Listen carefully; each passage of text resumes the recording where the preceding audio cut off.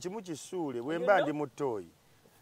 Njabunga bwodi. Nedda baba. Ekiralo kibuuza tamala emirundi ayinza okuwa ekigambo ekituufu ekyawo. Okitegeera bateekanga nga mu fear nti fear eyo tulina okwe-expressinga yourself buli kimu oba okitya. And I think that is where we go to. The same thing applies ku bakyala baffe. Ruth nze nina endowooza and my thought will be misunderstood. Why? But I think a woman, omukazi, tabeerangako free era independent. Kiki otegeeza mu ekyo? Before you got married, walinga ewammwe, you were under your parents. Kituufu. Bwewafumbirwa mwami bwanika, naye ate era bw'ova mwami bwanika n'ojja wano, era boosi wo y'abaakufuga. So they are proponents of control at every layer. So nze nina enzikiriza nti mukyala wange Yesu newankubadde namuwasa, she had her dreams before I married her. True that. Why can't she run after her dreams? So anti oluusi dreams zaffe ziyinza okuba nga zigenda kunyigiriza gwe ng'omwami wawe. Kunyigiriza ntya? Like nga nina bye sijja kukuweereza nga mukyalawo. Otya? By'olina okumpeereza obimanyi? Just to make sure that I'm sexually serviced and I'm very clean. You don't need to wash my clothes into okunye. But your supervision role on how it's done, you're still doing the same thing. Anti nyiza okuba nkichasinga my dream. Naye mweyo chase nga sex sijja kubeera active. No. There are two things that because omanyi abantu bosanga balina obusungu bungi. At times people snap because they lack enough sex. I like that. With sex you burn 80 calories. It's the best exercise you can ever have. So togenda kungamba nti ogenda kugoba dreams zo and you're not going to, like, I mean, where are you chasing them from? If you're running from here to Timbuktu and back, from New York and back, I mean, we can do it on the same flight. Or you can go, you do your workshops and possibly take another flight in Nkusangayo. I mean, it requires us to be flexible. Tuberenga tetuli kuchikwate nti mukazi ayina okubeera bwati omulembe guno gwakyuse nnyo. I look at my wife as my companion, not my slave. But your partner. My companion ye muntu gwe ngamba nti nina ejjute wano. N'agamba kanzije ndinyige ate ngende nkole. Kituufu. So togenda kusigala waka nti omwami mulwadde. No. Ngena ntukola nga omwami mulwadde. Ngena nti amukidongo ng'omuntu twassa. Bw'okeera ku makya. The other weekend mukyala wange agenda out ne banne. Kwano gwange omunankwera ngamba Kyamagero. Mukazi wali ena ali out ne mugamba nti ayambala bwati ne mugamba nti wange. You know? Because mukyala wange muto kunze.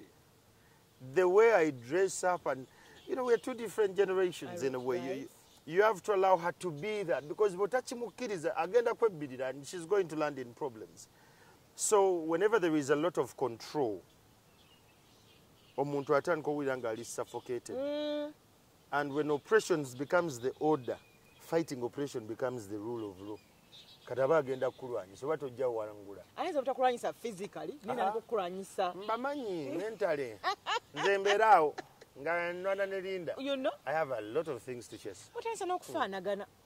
Annaage. Koki. Ogize n'oyogera olinaga. Oli muhutu naawe. Naye omanyi abazadde ffe abaffe baatukuzanga n'ogwo omukono ogwo ogw'okubeera nga buli kati mu fear. Ate kati ng'olaba n'abaana baffe bwe tuba twagala tukiteekamu mu kibateekemu. Olaba nga oluusi oyinza obutajjaamu. Actually abaana baffe bwe twagala obbakuza n'okutya, they become distant. Yeah. Because to them, they believe nti balina right to express themselves. Omulembe gwabwe gubakulizzaamu nnyo right. Era nkugamba, omwana wo nga tonnamuyigiriza rights ze zaalina. You have a right to education. You have a right. Sooka omuyigirize what is right. Ekyo sooka okimuyigirize nti ekituufu omukazi afumbirwa musajja si mukazi munne. That is right. Kati bw'onookula ng'osoma ne bagamba you have a right okufuna omuntu omulala. Omufaanagana. Obwongo bwe bugenda sooka mugamba naye ekituufu kye kiriwa kyaddayo. So the parents must teach the children what is right before teaching them the rights of the world. So omwana kyafuna eno ng'akyali muto. Kikulu kyatambula nakyo. Ba neurologists batulaga nti obwongo bw'omuntu bubeera overly or wholesomely built by the age of 25. Era nze nina okulowooza omwana yandivudde ng'ewaabwe nga wa myaka 29. Leka shi. Kati owulira lwaki okirwanyisa? Kubanga abazadde we are not ready kukkiriza mwana agenda apaatinge ne bannaakomewo. Ate era osuubira omwana wo bw'aweza emyaka 24 ateeka okubanga wali wazzo mukwana okumujja ku lujja. Anti n'okukola oyagala akole naye nga tabeera wuwo. And I think that is where we go wrong. Why? My son and my daughter can be independent when they're still under me. My job as a parent is to guide, not to control. Nti omwana wange bw'aba awulira nti tanneetengerera kubeera bweru. Nti daddi nandyagadde okubeera nga mbeera nzekka. Naye ssaako y'abantu b'empangaala nabo nnyinza okuvainga off the road. Sigala ku main, beere waka wano, kera ku makya genda okola ebyokola, oveewo ng'oli ready. Ekyo kye tugaanye okukkiriza. It has two coins though. Omulala ajja kugamba nti bw'okola ekyo, you're overcompensating as a parent. You're scared omwana wo okwonooneka. Muleke agende mu void. I allow my son and daughter to go in the void from the age of 15. Balinye taxi, balinye boda, bayombe n'emikwano gyabwe, abeere wakanyiziire njogere naye. So by the age of 24, njagala yakole decision eyangambe taata wano ngenda kuvaawo. Abaana be musimbi bw'atakyogere. Yes, nataka n'okuleeta omuntu munda ng'afusa abayindi. Enkola eyange gye nkozesa mode eyange emugobe ewaka weeri. Gwakimanyi waliwo kati twali mutunyumyamu ne mwami Bwanika. Twasanga obwana nga bubusibu bwesaze ekkudo. Akakulu ennyo akayinenezo emyaka 9, akato kalinga emyaka 6. Nga buli naye nga mwe abali mu kutya bannange banaasala. Kati mwamwereka nagamba bbala. Anyampita bbala. Bbala. Mpulira abaana bange babulamu obulamu obwo. Njagala nkatume kagende mu katale. Baana nabulira nga nsekyende nnunda. Namugamba myaka ameka kyantuukako ko nange lumu nasanga mutabani wange agenze wa jjajja waabwe. Ne ŋŋenda Banona ne musanga ng'azanya 11 houses away from her jjajja's home. Ne mubuuza mukola ki nti tuzza eno tugenda mu kisaawe kusamba. Ne mugamba ekisaawe nga kiriwa. Nagaa nedda ndina mikwano gyange olirigani oli mbuuza mikwano gy'okuva ddi leero nagamba anyway genda ono ne zaza nze onsange wano tugende. Zaza ye mwannyina. So bwe nagenda ne nnona zaza mukomawo ne nkubira maama abwe ne mugamba bano nva Banona naye mali amusanze 11 houses away from Jajja's place. Ekintu kino ndabanga ekinanga nga Kyamagero. Abaana bo si ye ggwe. Ggwe oyinza okuba oli risk perverse. Because olowooza buli omu amanyi abaana bo be buntu bagenda bakola ekikyamu. No. And that's why I don't put them on social media. Because I want them to have a normal life. Bayiribe. Ngapo wali. So ne ngamba okay, ne ngenda nga nkigumira lumu mba ndi ayo waka ntudde. Mandela, ogenda kwambuka ku supermarket ogule kino nensuka ndindako. I don't right. Supermarket eri walako okusinga okuva ewamwe. Waliwo n'okusala oluguudo. Yes kabaka. Yes kabaka. Ne mugamba tumanzi. I know. Amba bulijjo gwobireeta. Bulijjo agenda n'abireeta n'akomawo. Nate mbu kirungi. So, nze, the fear I had. Yes. Because I'm a journalist. Tulwana entalo nnyingi ne government eno eriko n'abantu abalala bangi. Mba ne fear eyo. Ne mwatuma nde ye yagiye kimanyiira. Era nga yakuba ne cognitive map ye tayita ku luguudo. Bw'afuluma ekikomera ayina waddako n'aweta n'ayamba. Nafuba nnyo okumanya atambudde atya. Ng'olomuvaako emabega. Namuwa essimu yange nemuga agenda n'essimu yange eyo. Bw'otuuka ku supermarket nja kukubira ku ya mama wo nange ndabe waliwo akataka ennyo bakayita soya milk. Nemuga bw'okalaba wo ng'onkubirako. Kumbe ntaddeko Google Map nentekako Sinabel supermarket. Kati nendaba nga wano wendi ku laptop yange. Nsigala ndaba engeri gy'atambula ngamba ngamba Linda I'm sorry. Kubanga abakyala bagumya abaana. Yes. Abasajja abamu we are risk perverse because emirimu gye tukola si gya bulijjo and all. So nze ngoberera nnyo modo ey'abakadde edda bajjajjaffe wawuzanga emyaka 18 baakuwanga ekyapa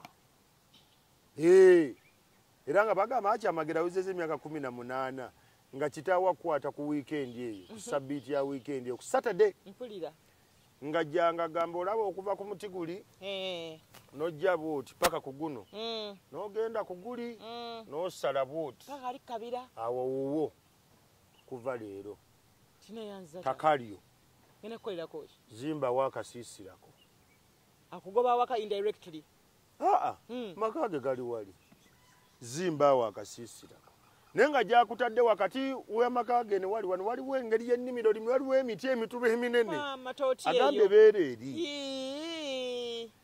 era n'ogenda n'onoonya enjulu n'onoonya emmuli bakwano ne bakuyamba ne bakusambira akadongo ne muzimba n'ofuna ne ku biwempe ne muzimba akasiisirako awo bw'omala okukazimba n'agamba kati awasigadde ogenda kulimawo emmere gy'onoolya n'otunda nako era n'agamba nti ekyo bwe kiggwa buli luvannyuma lwa myezi 3 oteekwa okgulangayo ekkanzu ogitwale ku ggombolola otandise nno vubuka that is tax akutegeka but the idea was you're accountable to society nti taata akuteeseteese akuwadde ettaka ekyapa kyo n'akuwa ne woolimira emmere lima emmere eyo mulyeko ate otundeko sente z'onoofuna mu kuŋŋaanya oluvannyuma lw'emyezi 3 yekwota nnamba ey'omwaka okwateko ekkanzu ogitwale ku ggombolola ogiwe chief gwe musolo amakulu mu kyo oba weeyanjula eri ggombolola chief nti nze nfuuse sajja kudde ontegeera era kitawo yakusanganga bw'ovanga eri ng'oyitawo ng'oyitano mu maka agamba yande gyebale kale taata gyebale n'osota kagaliko n'ogenda amakulu ku kyo awo amonitaringa movement ogenda wa odde otya ogenda era oli muno ogamba maama bino kambireke wano nja bisanga edda era we wafunanga y'akawala ne bamanya nti akawala ka gundi kwegamba mwine enkolagana kitaawo ng'atandika okukombooza naawe naako agamba Kyamagero mperekeraako tugende nga tugende w'abakalibbala kati bw'atuuka aba anyumya ne taata wa kalibbala gwe ng'onyumya ne Luusi akukyaza mu maka galimu embalanga ezaabwe z'amanyi all that was preparation for adulthood, young adults. Eyo tetukyabirina tebiriwo obisangawa naawe mugenda mu baby shower mbawulira mulwanagana na bridal shower waliwo kati nekukyala newe kwanjula shower naiko gyekuli si busungu nno kati omuwala bamukoleranga ki omulenzi nga bamukoze bwe batyo omuwala mu Baganda bwe nakyalanga ewammwe nga nze ne taata wange omwana ow'obwala tuba tutudde ku ntebe eno bwe walinga obuuza nga taata we atudde awo obeera wali ku ttaka kakeeka era bw'oba obuuza totutunuulira obeera wansi ng'osunasuna kakeeka tusanyusa obbalaba muli mutya muli bulungi mwawummula kati amaanyi galinga mu kusituka omwana ow'obuwala omusajja taata wange asigala anyumya ne taata wo nkyebana ekifaananyi kya Kabaka Muteesa okyakiina kati yakulaga obwonga atunudde eno kati gw'otunuulira Kalibbala asituka amaze okubuuza kati yasitukanga ayiguliza bw'ati era mu kutuuka okgenda n'okubayo eriiso olimu nodda ndi Muganda yasidukanga bw'ati n'ayiguliza kati mu kugenda bw'ati agobereza amaaso kati taata wange atunula kifaananyi kya Kabaka Muteesa aba akulaba era mumaliriza emboozi wano mutuuka okusiibula balina bye babasibiridde nga taata wagamba mukwatagane ne Luusi ebintu ebibireete wano ku ggaali awo wonna wano wookwata ne Luusi ogenda kunja mutambula mpola ng'oteeka kuli ku gundi kati all these our culture was so deep ebiseera ebisinga buli lwembeera nsoma what we are as a continent tulina ebintu bingi I'm sorry generation eddako byetagenda kutegeera but even today tubirina We have just modernized them. Nti I'm sensitive nti abaana bange bazanya n'aba Ruth Kalibala oba n'aba Kasuku kubanga bazadde baabwe mbalinamu embala gye mmanyi nti bano era buli wenkola birthday bempita. The idea has not died. It has just been tricked and revolutionized. Nti nina bempita nga bava mu family ezo zenjagala. It's okay. It's okay. Omuntu gwokuze naye ku kyalo nga mudde eno mudde eri musoma mwenna muzannya mwenna. Bw'otambula ensi ne kuba otukanogane Raymond was a good guy. No mukula Raymond, how are you? I'm fine. Oli bulungi gyendi. Ndieno, I'm now a lawyer. Nkolagun. Let's link up for coffee. Kuba mitigala batandika okudda mu memories zaabwe. Ogendo jirot. Kadda akatalaga kaka. Katuli mikolo nga nze musi. So for me, I don't believe in accidents, but I believe that our culture is so cognitive. Tujetfuneyo obudde. Tunyumye n'ennana kagga nga tuli basatu nze naawe n'ennana kagga. Simanyi oba onooba n'obudde. Kubanga eyo conversation ejja kutwalira essaawa nga 2 ojja temamu just episodes. About who we are. Amaanyi ago gakulaga wa gye tuva. Nana kagga ali atya ye. Talina tabbu. Abakyala abo njagala nnyo kugamba okubanga you know. Actually ekimufuula Nana kagga nti ali grounded mu culture. Gye tukomye okusoma n'okumanya. Tutegedde nnyo nti omuntu yenna awaaniriza ennyo abazungu tannafuna kumanya na kutegeera kiki tuli. Naye gy'okoma okusoma n'okumanya owunziko ogamba bannange tuli b'amaanyi. Yes, true. We are such a unique being. Ogezo n'oyogera ku bantu abazadde baffe gye bategekanga mu miko kati omwana bamuwa ekyapa mulezi atandika okulima emmere n'okutundako.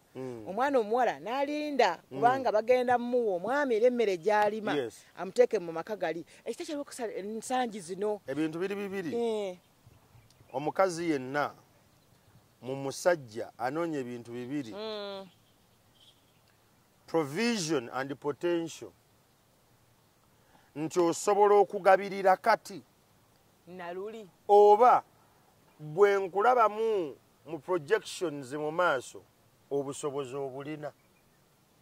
Provision eyo lenzi Mungu yagiwa bakyala. Tulina gye tuscanninga no scope. Omukazi atunula n'ascanninga n'agamba bwaniko ono newankubadde tukyali ku Pride Theatre wano. Naye mu myaka egijja tuli wali. Obulaba. And omuntu ne wayomba okwenkana ensi n'eggulu n'agamba ove ku bwanika tosobola muvaako because provision wagiraba ne potential gy'alina oba ogimanyi. So abakazi bonna bafumbirwa ebintu ebyo bibiri. Tebabalimbanga nti bafumbirwa ssente, simanyi bafumbirwa bulungi. 2 core principles, provision and potential. Waliwo abagamba nze tamalaako. Bategeeza ki? Provision and potential. Omukazi yenna bw'atunula n'agamba nti mu myaka 10 omuntu ono mulaba wano. Engeri gy'akolamu ebintu bye. Bino byendireero Linda saw that. 15 years ago, she saw it. Era ebintu byenkola tabyewuunyaga. You know? Yes. Era bw'obaako kyewosega naye wano otambudde mpola. I don't know why. Because ekyo kyabeera alaba. Bino ebagamba mbu tamalaako. Those are shallow, trivial, chauvinistic issues. Bya kigwagwa. Omuntu okera ku makya n'agamba nti tamalaako ku myaka 8 oba onokyayagala amalako. Akutwale waye. Kyengezaako kulaga. Omuntu atunuulira ekyo abeera ng'omuntu atunuulira nti sente is happiness. The more you grow old, you realize nti money is not happiness.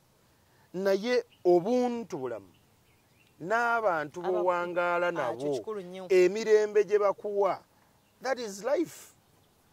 Kati omuntu abatadde atuuka ku sseeryo ku mbala erowooza bwetyo, you will struggle to explain it. Era omuntu okitegeera omala kukulaankulamu n'okola ku myaka ng'olabye, n'olaba ensi, n'olaba ssente, n'obeera nazo nga nnyingi naye nga tolina. Waliwo abagagga bemmanyi nga balina ennyumba ennungi nga nnene naye nga si maka. Nga nyumba. Nyumba nnene erimu furniture yenna, erina zipuulu naye nga si maka. N'osanga oli alina rooms ez. Naye nga bw'otuukawo it's homely. Oba kitegeera. Okiwero kyulira. Amaka olina bw'ogatuukamu bwe nkyalira mikwano gyange mbagamba this is homely. Yes. Tebategeera wawenva kwogera ekyo, but my pivot point to say that statement is deep. Abasajja siffe tukola amaka, abakyala bagakola. Kubanga oli abeera mu rooms bbiri naye nga mukyala we ali organized, alina akatimba kubakalirirako ennyama, amanyiddwa booza engoye, alina schedule ye kwatambulira gy'otagenda kutaataaganya, ng'alina emirembe gyegyo. That peace of mind, if you find someone who is at that layer of frequency, that's life. Wategeera omukyala. Mukyala wange linda. Kubanga omanyi essaawa za kyanca, wano balina okunaabira, wano balina okuliira, kati ssaawa yakwebaka. Ne boogezaako olumu manyi okulwanirira abaana bange basigale nange kale nga tulabayo ka movie. Naŋŋamba mukwano, ssaawa ziri 3. Buliri. Takidda namu. Era nga tusaba. Buli omu n'ayimuka. Nga bagenda, buli omu yeebaka yeemulugunya naye mamine. Naye nga yalina kyazimba, which I, as a man, mba sikiraba. Naye nga nange olumu mbasanga nga olumu abawadde freeway. Ssaawa ziri 4 naye nga balina kye balaba bonna nga ate kibanyumira. Naye nga nze mpulira buli omu mu nju alina kubanga yeebase. Ate bo balaba. Naye nga mama bw'agamba no, today is Saturday, it's movie night. Okay. Ssaawa tezinengamba movie night like da. Nze kankubuulire Kyamagero, ebbanga lyempangaddeko naawe ndaba gwe omuntu atambulira ku kintu ng'omanyi nti nvuba ekitundu kino, saa zino nakola kino, saa zino nakola kino. So singa olwako yange tekyuka. Okitegedde, singa nawe tewazaalibwa na mukyala eyakuteekamu eyo ensigo. Mama wange Rozi. I think mama wange ye mukwano gwange gwensinga okuyomba naye. Lwaki ate? Anyiiza nnyo. Lwaki? Olumu agenda n'agamba yeetaaga ebintu nga si yabyetaaga nga babyetaaga. N'anteeka ku pressure. Awo ne tuyombamu. N'akubira essimu, ndi eno, omutwe gunnuma, amagulu gange, omutwe genda, bannange. Omugongo. N'oweereza ssente, n'aziwa mikwano gye. N'omugulira ebintu bingi, ng'omanyi bino bigenda mmala bbanga, n'abigaba. So before nayombanga nnyo naye, ne mugana eggolooza ssente ziri, awo n'aŋŋamba, bano abantu b'embiwa be bawangaala nange kyekituufu tobaawo. So I didn't understand that, but now I understand it. Naye we kijja ku what they call time, ekyanjigiriza okukuuma obudde. I missed out one of my best scholarships in senior 6 nga ngenda kusomera Russia. Eyali anfunidde scholarship mwambi bamuyitanga Dr. Krambedam. Ne missing a flight by 15 minutes. Ouch. From that day. No manya time. Nensalawo mu bulamu bwange. Nyonyi tekulinda. Nti. Sorry. Antuli miti. Nensalawo mu bulamu bwange. Tikagwake keetonye obudde kikulu nnyo gyendi. Engeri gye mbukuumamu kikulu nnyo. N'obukozesaamu. Engeri gye mbukozesaamu kikulu nnyo. And now that I am aware of my space, I protect my space. People don't have access to me. I open access. Me. I choose you to be with you nti kati tugenda kunyumya. Sigwe kunnonda. You know? Nsigala nze ntekawo embeera tetugenda kulabagana. Because my space tenawulira nti eri comfortable for you. I like that. Yes. I like that. Tunyumya kolona kuli. Nga ensonga yaffe eri ey'okuba nti omukyalo ono yafuula abantu awaka. Nate omukyala yayinza okukola n'awaka. Naddala mu byennyingiza. Money. Mu byennyingiza. Kino kankikubulireko leero. All men hate spending. Really? Ate nga wema n'okuyema kutwala out n'agamba balalya. Tukaze emmeeza oyagala kibaleete. Yes. Namugamba abaana. Nva ku baana. Ekyo akikola kubanga mu bwongo akikola buli weekend. Men hate spending. Kati yakwata ebbanga n'agaaka nsevinga essente zino okumala emyezi 3. Ntwala ebbala ddugaze emmeeza. Kati gwakutwala n'agamba ddugaze emmeeza ze wandimusabye mu bbanga eri lyonna lyonna zaagatta. azikuyiridde nakasuka ku kitobero n'olya ng'olinga ali ku kivulu era n'ogamba bubu ebyo byonna because we structure how we spend as men. Abakyala balina ekintu mu nsimbi Katonda kyabawa kyataatuwa. This is one thing you need to realize, Bala. Kali Bala, bawo yakuyita Bala. Omukazi ye yaweebwa mandate okumultiplying. Yeah, true. That is divine. Ekyo kyabwa Katonda. Omukyala yalina riziki hadith ekubisaamu. Omuwe ettooke n'akuwa emmere. Weebale nnyo. Omuwe ennyumba n'akuwa amaka. Weebale nnyo. Omuwa spam n'akuwa abaana. N'omuwa ssente n'azikubisaamu. Omusajja amaanyi ge gonna gali mu kukola ssente n'azanjula. Kwawonyaawo ddamu. Omusajja amaanyi ge gali mu kukola ssente n'azanjula. One, azanjulira ani? That's the question. Nyinza okuba ng'omukazi gwe nnina makyaza alina divine gift of multiplying tategeeranga ssente. Abasajja abamu ensonga lwaki tebanjulira bakyala baabwe ensente na byanfuna. Abakyala tebategeeranga ssente. Abamu they learned to earn money. Tebayiganga to invest. That's a different dynamics. So bitambula bwe biti. One, it's cash. Yes. Waggulu wa cash there is investment. Waggulu wa investment there is retirement. Kati ezo layers ezo bw'aba tazitegeeranga tebamwanjulira ssente. Kati bw'obanga oli eyo ng'olaba programu ya leero ne Kalibbala nga baawo takuwulira ssente mmeka nga baawo takuwa ssente amadaala ago totegeeranga ssente. Money layers ezo nkulu. You earn the money. And you see it so, mu Africa we have a deficit of financial literacy. Nti abantu tetumanyi ssente. We don't know money. Era munna Uganda, mu nsi yonna, mu Uganda mw'osanga omuntu agamba nina obukadde 5 ku account naye oba mbukolemu ki? Because we just learned to earn, not to invest. And because we have missed out the investment element, we don't plan for retirement. Ontegera bulungi. Kyekyo nti leero bw'okeera ku makya n'olaba abasajja abavudde mu famire ez'amaanyi nga balina ssente nnyingi bazadde baabwe tobasomesezza nuggets ezo. You get the money, time etuuka nga you can't get money anymore. Yes, true. Naye nga your investment portfolio yekutambuza. You understand? Yes. So omukyala ateekwa okuba nga ategeera ssente okuweebwa ssente. Bw'ogamba nti ng'ategeera ssente ajja kugamba omwami anteeke mu business ntegeere ssente. Nti running a business z'omwami wange nzajja kutegeera. What do you run what you don't understand? Why should I give you something to run it when you don't understand it? Kitegeeza abakyala tukkirize to be nurtured into business. Abakyala abamu batusinga business. They are very remarkable. Asobola okubalira endiboota ssente n'azijjayo because ye aba agimanyi. You understand? Yes. Agamaanyi we gava. It's understanding of the money. So kitegeeza ki? We must allow our partners to learn the financial dynamics. But how? Ekyo kituukako otya nga mutandise okunyumya ku mboozi ezitanyumizibwa mu Afirika. Zeziriwo ezo. Ofuna mmeka? Awo. Nefa bakazi tuwe berufu. Nonga nfuna ntwala ata. Saagala obeere defensive mangu. Okay. Bwe tugamba nti tugenda kubeera financially transparent. Yes. Am I in position to tell you nti this is how much I earn per month? Until? This is my financial journey. What is your financial journey?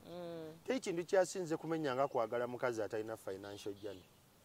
nga talina ye byaluubirirwa mu byensimbi ze nti waliwo figa gy'ayagala egweko ku akawunti ye nti mbeeraawo nga nnina emitwalo 18,500 aga ddoola ku akawunti. Mama wange nga tanafa yatunyumizanga nga tuli bato agenda okufa nga n'emyaka 14-15 naye yakwagala bambiye kati mukwano ng'agenda n'aŋŋamba nti mwana wange ojagalanga ssente si kwagala nti nzijje mu bantu nti naye ssente yo gyagale nti bw'otuuka gifulumiza watufu olina ogifulumiza. Yali yategeera ssente so togiwalana.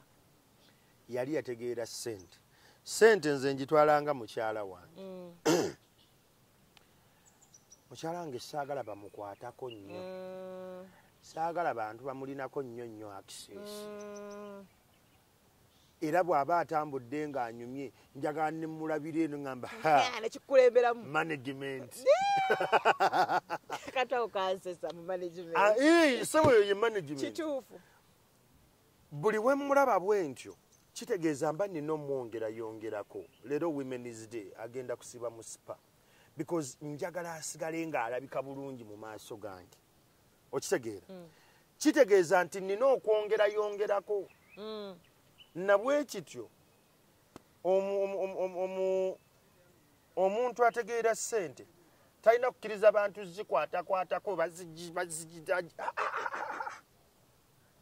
okwesa kye bayita tank model. Olugogo lw'enju olulaba oluleeta amazzi mu tanka lwenkanankana ne taapu ekuwa amazzi nedda olugogo lunene taapu ntini bwe tuta ssente bwe tutu ziyingira nnyo n'ofulumya katini ate obeera n'essaawa zoosi kuliko ne kufulu kyebaga nti banange omusajja alibadde agaba naye mukazi we mukodo kati mwe kye mulowooza akusindika wa mukazi buli kaddi kati anti ekitusindisa ew'abakyala ebiseera ebisinga abasajja we are generous with money at times ntojja n'onkaabirira kakati anti olaba Kyamagero bwe mba nzirina wano nkuwa ne nnoonya ate kati nenga kati ngenda kuyiriba nzizeewo emitwalo egy'ekkumi because I have to account for that money. Yes.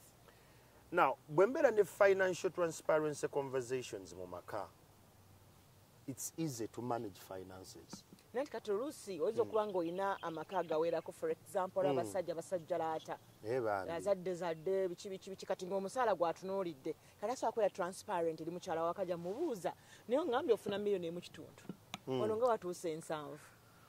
Omusajja yenna kantandikire kyokusajjalaata ande sembera owulire ekigambo kino omusajja yenna asajjalaata njagala tudde mu biseera bya Bayibuli. Adamu okuweebwa Eva baasooka muwa nnimiro the garden Eden. Yes. And his job kwali kulabirira nnimiro eyo ebeere n'ebibala. Omusajja wa leero bw'oba tolina mulimu gukugassa kugamba gukulaga nti osobola okuyimirira tolina lukusa kukwana mwana w'abandi because you can't take care of yourself per se. Yeah. How are you going to take care of her? Kati gwe tunuulire ennimiro yo gy'olina vis-a-vis mentality gye bayita dick driven mentality nti gwe fly yo yeekuvuga kati nga tonnasajjalaata tunuulira source of funds the garden vis-a-vis the Eve you're taking care of oba ba Eve aboolina embiriize ennyingi ezo. All these are models of accountability Yes. of resources. Yes. Adam yaweewa ennimiro n'agirabirira nga tebannamuwa Eva. Kati nga tonnawasa nga tonnalowooza kukwana lowooza nnyo ku ki ky'olabiridde ne kikula ne kivaamu ebibala n'oba ng'osobola okwerabirira then you bring in an extra person. Ekyo kikulu. Yes, sir. Kaakati bano abalina ennimiro ez'abaledde agamba nti eyo ennimiro yabaladda. Obugagga obusinga ng'omusajja abutandika omukyala gw'abeera naye ye fundamental tool. I know. ebiseera ebisinga omusajja yenna bw'ava ku mukyala manyi temwagala kusoma bintu bino nze nzira nnyo ku bintu bibiri culture ne religion bayibuli egamba nti omusajja oyagalanga nnyo omukyala wo ow'obuvubuka amakulu mu kintu ekyo nti yakulabako mu sso mwe Bobi Wine mumulabye ali magere abaamulaba nga abeera kawaala bategeera sso weebale nnyo naye ekawaala bw'oyita ekawaala leero wakyuse nekyuka naye kawaala owaaluli nga babi gy'alaga it is not by accident nti omuntu ono awangadde naye obugagga Katonda bw'aba akuguliddewo n'otambula ne mukyala wo ow'obuvubuka because mukyala wo ow'obuvubuka alabye the egocentric you, alabye the humble you, alabye the broken you, alabye the successful you. Kati bw'otuuka eno n'okikuba n'ogamba kiruusi kijje ate ayagala ki laavufo kawundo kirimu olusheshesheshe bano bazze kulya bibala era abasajja abatuufu b'osanga abo abasajjalaata agamba byonna bikole tolumba incumbent eyo management omuntu yenna buli bw'olumba management the reason lwaki abasajja olumu bajjayo enjala olumbye obugagga n'ensibo kyali like akukwata n'agamba bw'osanga omusajja nga balina kyebakoze mukyala we alina engeri gy'assaamu nga because amanyi amaanyi agali mu ekyo webale nnyo and this does tekitaliza oba maama we oba baganda be oba baana be because oyo yamufudde kyali abamu no beerabira abasajja kaakati okwerabira ebeera season wabeerawo ekimubuzaabuzizaawo bino bisaafini ebyambala hijabu nga tebitaddeemu gundi byagaza okusanyusa Allah ne budala anti kati budala agenda ogira n'agamba ya Allah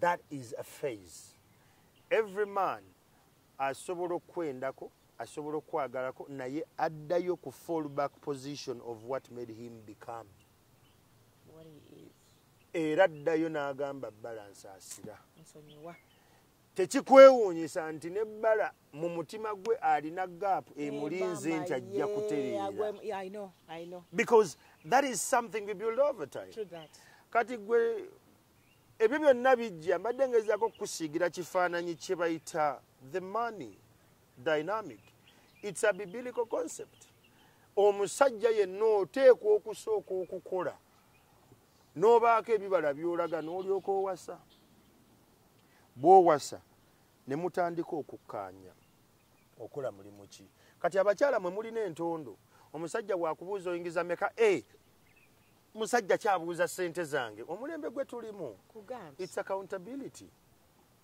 kubanga ssente zo z'ofuna zizo but I need to know are you using your time rightly so my job in this home is to be a leader ndi mukulembeze buli omu ewaka wano ateeka okubaako kyakola mwe muli mu Kampala ne kati ffe abasajja abali mu modulo eri ezamaani ebintu bino tukyabirina mu kyalo omusajja akeera ku makyanga buli omu afulume leeta enkumbi yange ya mama amweriwa mama Lola nawe kwate yiyo everyone must go out and work bwe bakomawo ku ssaawa 5 ne banaabako akalimiro ne batuula wansi ne batandika okunywa kacaayi awo ku ssaawa 6 n'agamba kanzije n'atambula n'agenda ewa Dalawusi ne boogera ku by'amataka nadda ku 8 ne bali ekyemisana n'avaawo n'agenda awo wonna omulaba nga atakola but he is in charge era bw'akomawo akawungeezi akubuuza gwe Franka wasiibye okola ki the question is you must use time as a resource to show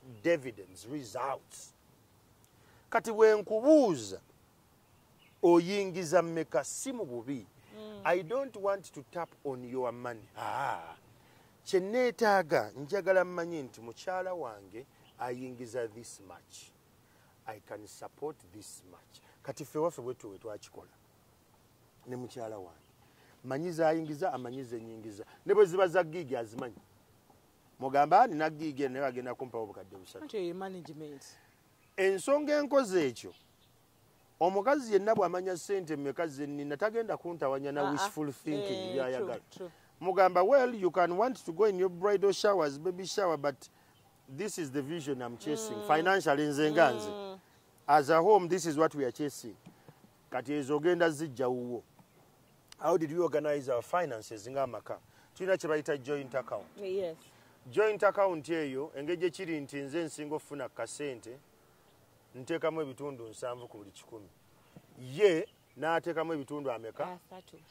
Omwo mwe muli simanyi mmere, simanyi renti, simanyi mafuta, simanyi kujjanjaba, simanyi ngoye byonna biri omwo.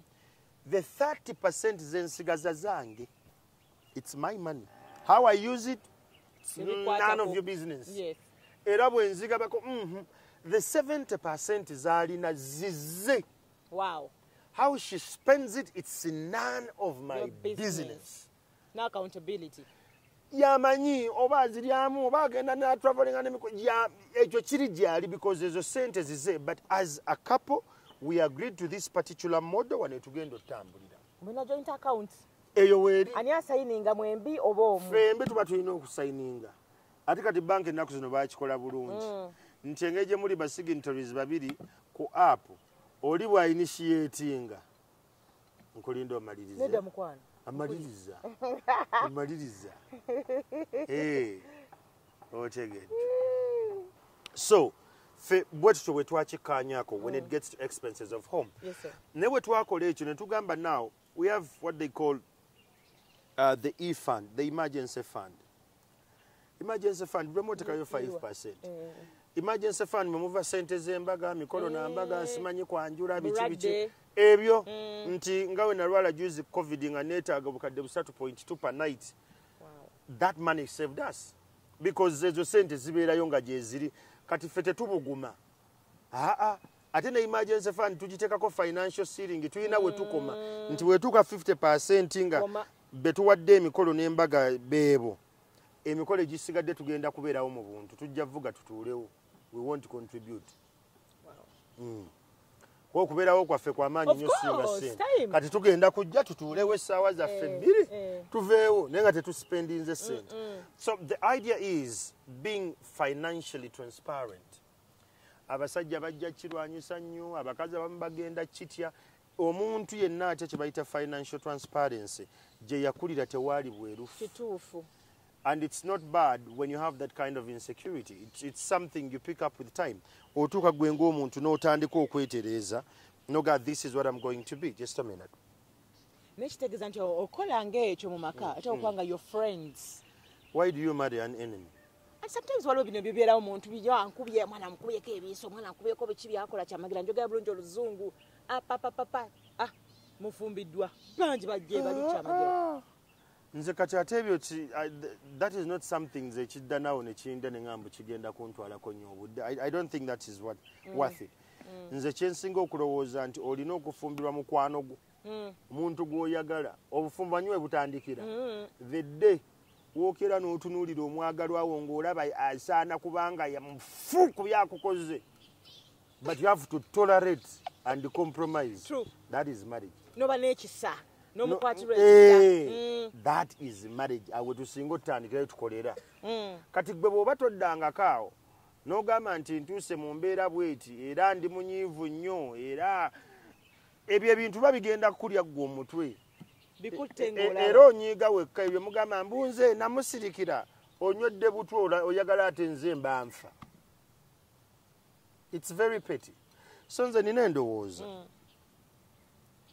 okumanaginga finances ewaka tubeere beerufu.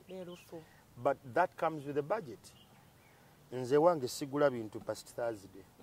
Kye mutatadde ku list ku Lwokuna. Kijja mu wiiki. Paka oluddako. Discipline. Paka oluddako. Kyakubiri ewange tebazanyisa resources. How? Mbumufumbe mmere ne mugireka waawo. Nesigalawo muyiweeko. Kuki? Anti tuyinza okufunayo ku bagenya abagwa tebalaze. No. Ewange tebagwa. You have to call first. You call. Watanga tetuliiwo. Naye twagamba mbune maama yatugoba ewuwe olina kuba bukubisi. Ezo ntondo. Right?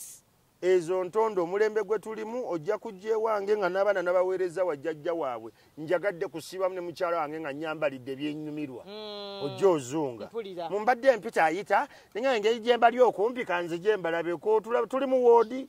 Do you talk about schools mutwalamu abaana? We do. We talk about it. Era recently mutani waffe twamukyusa essomero, but it was painful for her. Nemugamba ezo sente sigenda zisobola. Bagambye omuntu amala primary afunirawo omulimu gwa engineer.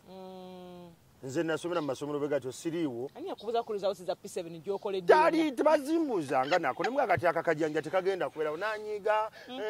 But I said this is a financial decision I'm making. Yes.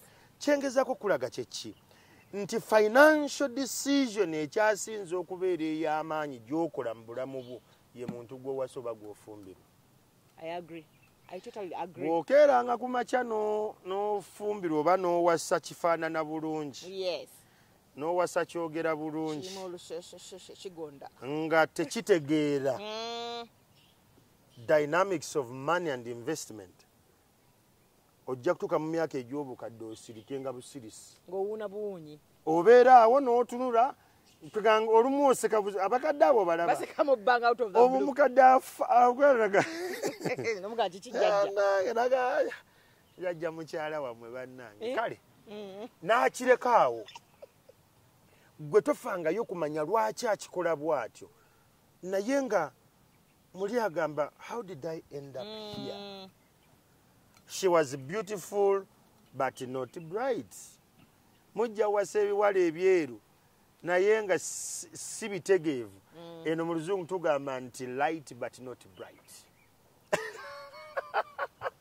Gatuwumba mwami Kyamagero. Enyango. Njagala osibirire naddala abantu kati ng'abano obadde mu mikolo mingi. Njagala osibirire abantu entanda engeri bayinza okuba okwatamu esente zaabwe naddala bagenda mu mikolo. For example, njagala ndi mukyala wa Andrew nkwa example sibya ddala. Andrew twagala kukola mukolo. Naye njagala okukola omukolo nga ogwa Betty gwe yakola. Yene kwa honeymoon njagala ekubyemu ne ya Betty. Bino nze omukyala nze nkola decision eyo. Right now mu mikolo gyaffe naye ekituufu kyalibadde kibeera kitya. Kati owulira emikolo gyonna gy'okola tokola gijjo. Okola nga gya Betty. So gwe ogugwo togulina mu bwongo. Nze ne mukyala wange tetunagenda ku honeymoon because we cannot afford it yet. Bw'obanga ogenda okukola emikolo ekisooka kya byonna, there is life after wedding. Nga tonnatandika kupeeka musajja mukolo gwa amaanyi mbaga ekankanya byalo. Njagala MC njagala Kyamagero. Wa bukadde bwonna bukadde butaano. Wa butaano. Nga tonnatandika kutunula mu budget ezo. Bintu bibiri nze byendowooza byandisaasaanyirizaako ennyo ssente. Wa bifaananyi. Kubanga decoration ne tumala n'okulya byonna babisiba ne babisika ne babitusigaza bifaananyi. Right? People never think about it. By the way. Now, there is life after wedding. Njagala otunuulire mukyala wo oba balo. Weebuuze engeri gy'ogenda omustraininga mu bino bye mulimu. Bwe munaamala okuva mu mbaga, what does the financial arm look like? Is he financially bleeding? Kigenda beetaagisa emyaka 6 okudda engulu oba kigenda kumwetaagisa okugenda afune looni kubanga ayagala ku miitinga standardi z'Abaganda. Ebyo byonna njagala otuula obirowooze. Gwe omusajja ali eyo ng'omukazi gw'olina akutadde mu mampaati g'okusireeyi ng'alumye banne. Njagala olowooze gye wava, lowooza engeri gy'ozolwanyisaamu obwavu, era otunuulire kamukwato kama wange. Wanjirinda, wanji mukwano. Okitegedde? Kakati tunula nnyo olowooze ggwe ng'omusajja. What is your journey of finance? What's your financial journey? Weebuuze ebibuuzo why did you wake up and hustle so much? What is your why to where you are today? Bw'omala otegeera ekyo, omukyala mugambe emikwano gy'ogiraba balungi era bakwagaliza, naye embaga gye ngenda okusobola efaanana bw'eti. Take it or leave it. Because there is life after wedding. Tebakugamba nti abantu abajja ku nze embaga yange omanyi sente gye naspendingamu. Omuntu alima n'okujja. Ani nga mutya amazzi. Naye wano we batugattira bwaregistro emitwalo 6. Nali nvuddewo. Ne nvaawo ne tugenda ku hikali wa Andrew, may he so rest in peace. Ne tulya lanchi yaffe. Mati Andrew mwakola ebyaffe. Ku hikali wennyini. Twalyaga. Twasooka wa registro nga lya mukozi naye yaffe yali yalayise ebiseera ebyo. Ne tuwezadde emitwalo 3. Vaawo. Ne batugatta bulungi nnyo ne mwami Bwanika twava na ku super twali tukola ku super bank. Ne batugatta. Bwetuvaayo ne tuyingira no ku Emen Pasha. Okaa waali expensive. Otwali emmere nzanga miliyoni $1.5. Abantu 2. Saidi yange n'eri. Tuzeemu kati wano biri recently. Kati omuntu bw'alaba leero n'agamba nze njagala nange kubanga Kyamagero. I didn't spend close to $1 million on my wedding. Era bwe twali tukugamba mbu tugenda kukola reception yaffe tugisse ku kizinga. Nagamba mukyala wange nti budget yaffe tuteekwa okuba nga tugifuutinze by 90%. Ekyo nkiyimira ne nkyogera ku kamera. We functioned and financed our reception ourselves. Teri kukuteeka abantu ku pressure. Omuntu n'omusaba sente z'okukyala kwanjula mbaga. Ebyo byonna okubikola because we had a financial journey. Kati totambulira ku pressure y'abantu. Muwala ebyo byogamba mbu yaga competinga ne ba Bridget ne ba Betty ne ba Lucy. You can never outcompete people. Mutimbagano gwe tuliko ennaku zino bingi ebitambula. Some things are not going to live as per the speed. Yes. So webereremu. Webuulirire your financial journey. There is life after party. Mbagala nnyo wekumire nnyo mu kumanya n'okutadde mwami Kyamagero. Nkutadde. Nange nkutadde bannange. Ndabira mwami Bwanika. Nange ndabira Linda. Kale.